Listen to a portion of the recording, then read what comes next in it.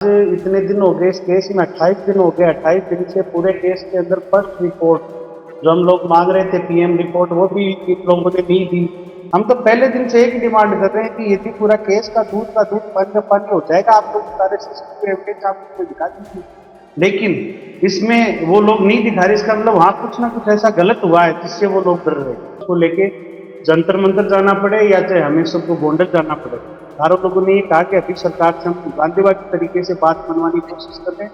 बात नहीं मानी जाएगी तो हिंसक रूप से ये आंदोलन हिंसक रूप ले सकता है। નમસ્કાર, ગુજરાત તકમાં આપનું સ્વાગત છે। રાજકુમાર જાટનો મોતનો મામલો હવે હાઈકોર્ટ પહોંચી ગયો છે। રાજકુમાર જાટના પરિવારે પોલીસ પર ન્યાયની આશા ન રહેતા હવે હાઈકોર્ટમાં અપીલ કરી છે અને તેમણે સીબીઆઈ તપાસની માંગ કરી છે। આ માટે જ માહિતી માટે આપણી સાથે જોડાઈ ગયા છે રાજસ્થાનના વકીલ જયંત મૂડ।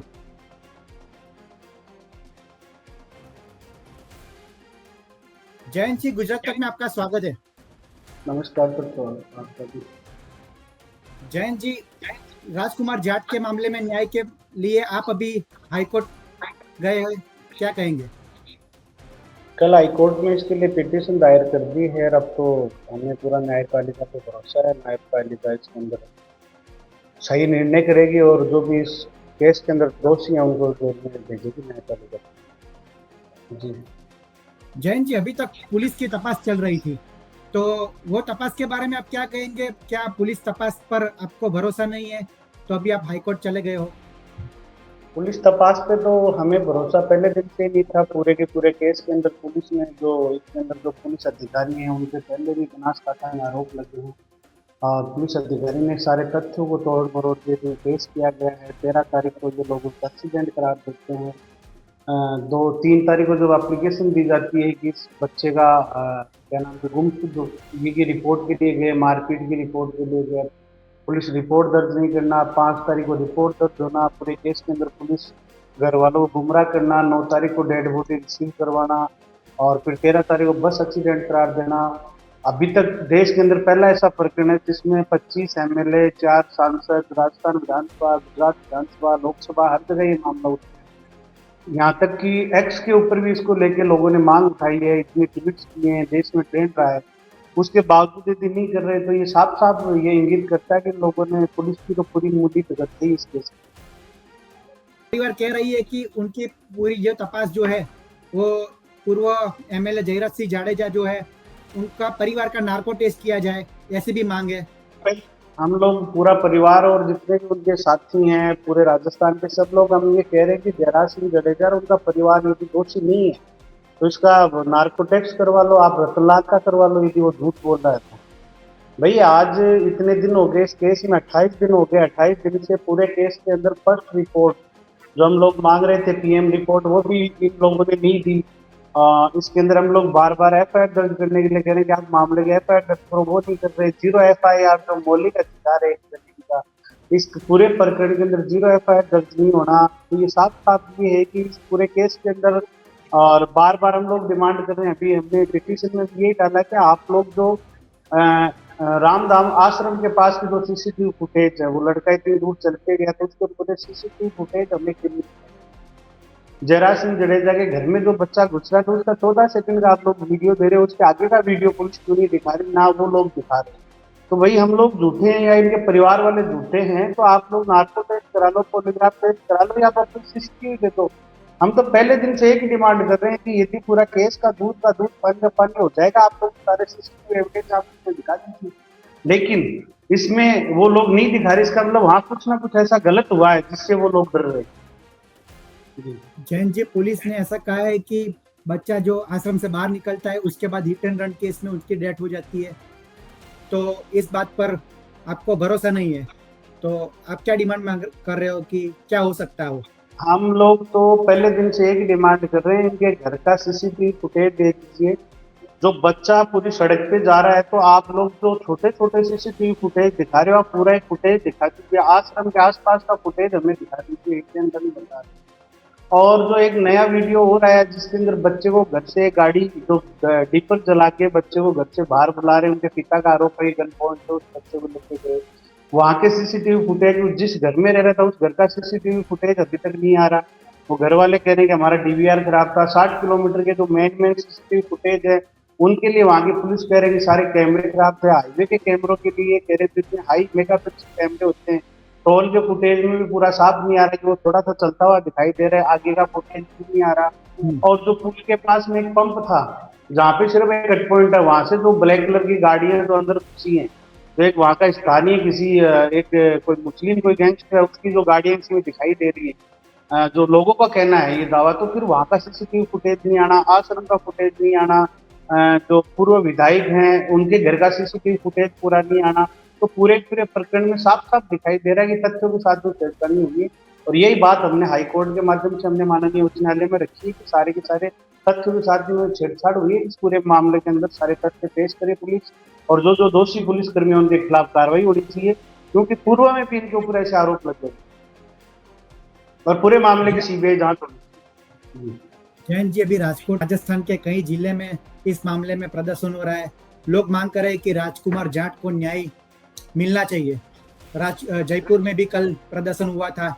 लोगों के दिमाग में क्या है और वहाँ का माहौल कैसा है? लोगों के सिर्फ दिमाग में सबसे बड़ी यही एक डर है कि जो लोगों को ये हो रहा है कि जो अपने बच्चे भी सुरक्षित नहीं है।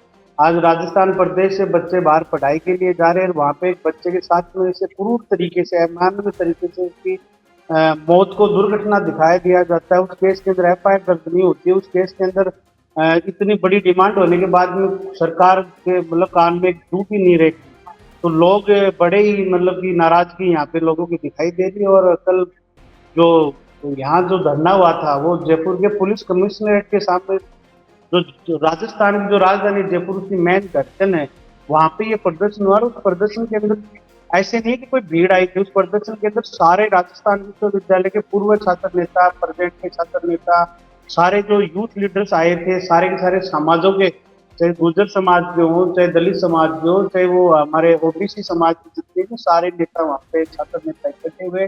उन्होंने एक सुर के अंदर यहाँ पे श्रद्धांजलि सभा करके राज्यपाल जी के मार्फत हमने माननीय गृह मंत्री अमित शाह जी के नाम पे ज्ञापन सौंपा है, और सबने कहा कि इस मामले में जल्द से जल्द सरकार या केंद्र सरकार संज्ञान ले, वरना हर जिले स्तर के ऊपर इसको लेके बड़े प्रदर्शन होंगे और इसको लेके जंतर मंतर जाना पड़े या चाहे हमें सबको गोंडल जाना पड़े। चारों लोगों ने ये कहा कि अभी सरकार से हम गांधीवादी तरीके से बात मनवाने की कोशिश कर रहे हैं, बात नहीं मानी जाएगी तो हिंसक रूप से ये आंदोलन हिंसक रूप ले सकता है। जयंत जी, आप बोल रहे हो कि आगामी समय में इस मामले में हिंसक प्रदर्शन भी हो सकता है। क्या आपने इस मामले में राज्य सरकार से बात की है, राजस्थान सरकार से बात की है कि वो इस मामले में गुजरात सरकार से बात करे और न्याय हो सके? देखिए, इस मामले के अंदर राज्य सरकार की जो कैबिनेट मंत्री हैं अभी कन्हैयालाल चौधरी जी ने सरकार को भी लेटर लिखा है, उन्होंने गृह मंत्रालय को चिट्ठी लिखी। इसी प्रकरण के अंदर भागीरथ चौधरी जी हैं जो केंद्रीय राज्य मंत्री हैं सेंटर के, उन्होंने भी चिट्ठी लिखी अमित शाह जी को, प्रधानमंत्री को और गुजरात सरकार के लिए। इसी के साथ में दो अन्य मंत्री हैं सरकार के, उन्होंने बोला है, 4 लोकसभा सांसदों ने बोला है, इनकी पार्टी के चाहे भाजपा के हो, चाहे कांग्रेस के हो, चाहे निर्दलीय, सभी लोगों ने अब तक 25 एमएलए चिट्ठियां लिख के सरकार का ध्यान आकर्षण किया। तो सारे लोग अपने अपने स्तर पर प्रयास कर रहे हैं और सारे लोगों के अंदर आक्रोश है बहुत भयंकर, और ये आक्रोश कभी भी बड़ा मतलब लावा बन के ये फूट सकता है।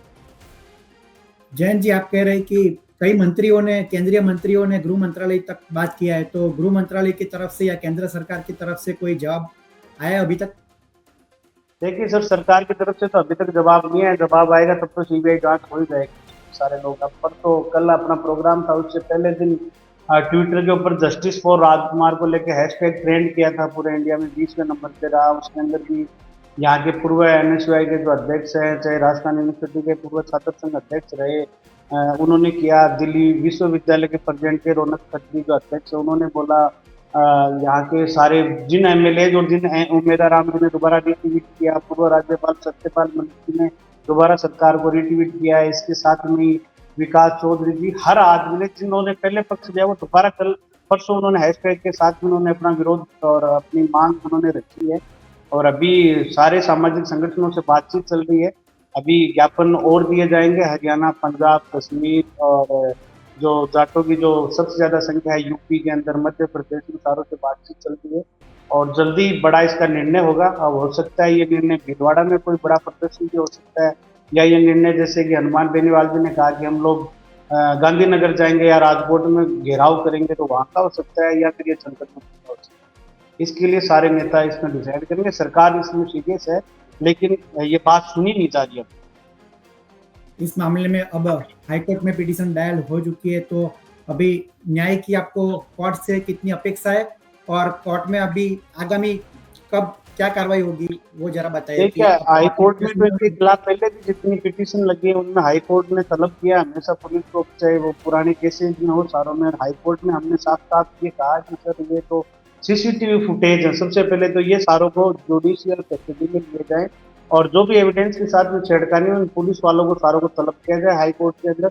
और जो 4 तारीख को मोर्चरी में डेड बॉडी थी और 9 तारीख तक ये ना मिसिंग पोर्टल के ऊपर इनकी डेड बॉडी जो हुई, ना स्थानीय जो राजकोट जिले का जो पुलिस का जो व्हाट्सएप है उसके ऊपर सर्कुलेट हुआ। 5 तारीख को गुमशुदगी के बाद में जो पोस्ट रिलीज हो गया उसके बाद में पुलिस वालों ने 9 तारीख तक इसमें इन लोगों ने दिखाया नहीं, उस पर अंकित नहीं किया। तो कहीं ना कहीं पुलिस इस डेड बॉडी को मतलब इसका किसी एनजीओ के मार्फत ये जल्दी से जल्दी दाह संस्कार करवाने की चाल बनी होगी। और दूसरा इसमें जो मेडिकल आया है, ई पंचनामा और ये फर्स्ट रिपोर्ट है, अभी इतना प्रेशर मीडिया का हम लोगों ने प्रेशर दिया तब जाके रिपोर्ट थी। पूरी रिपोर्ट के अंदर चोट, जहाँ इसमें फर्स्ट के अंदर 12-13 चोटें आ रही है, वहाँ सेकंड में 43 चोटें आ रही है। जो खुद डॉक्टर है 30 साल से मेडिकल कॉलेज के, उन्होंने भी कहा है कि पूरे केस के अंदर मतलब कि छेड़खानी हुई है। फर्स्ट रिपोर्ट के हिसाब से भी उन्होंने बताया कि जब भी कपाल को खोला जाता तो 60 काटे आते हैं, इसमें 12 काटे आए। जयंत जी, मैं वही बात कर रहा हूँ कि ये मैटर अब हाईकोर्ट में चला गया है, तो हाईकोर्ट में अभी कब सुनवाई होगी या आपको हाईकोर्ट से न्याय की कितनी अपेक्षा है? सर, हमें तो पूरा भरोसा है न्यायपालिका के ऊपर। देश के अंदर न्यायपालिका सर्वोच्च है और हमें पूरा भरोसा है। तो हाईकोर्ट में अभी कब सुनवाई होगी? ये सर, ये तो हाई कोर्ट जाने इसके बारे में, लेकिन हमने इसमें पिटीशन दाखिल किया है, तो अभी आगे तारीख या ऐसा कुछ हुआ नहीं है? नहीं, अभी तक ऐसा हुआ नहीं है। अभी छुट्टी वगैरह चल रही थी और सारी चीजें। ओके, लेकिन हो जाएगा, जल्द हो जाएगा सर, न्याय मिलेगा इसमें। ओके जयंत जी, हमसे जुड़ने के लिए, हमसे बात करने के लिए आपका बहुत बहुत आभार। Thank you sir.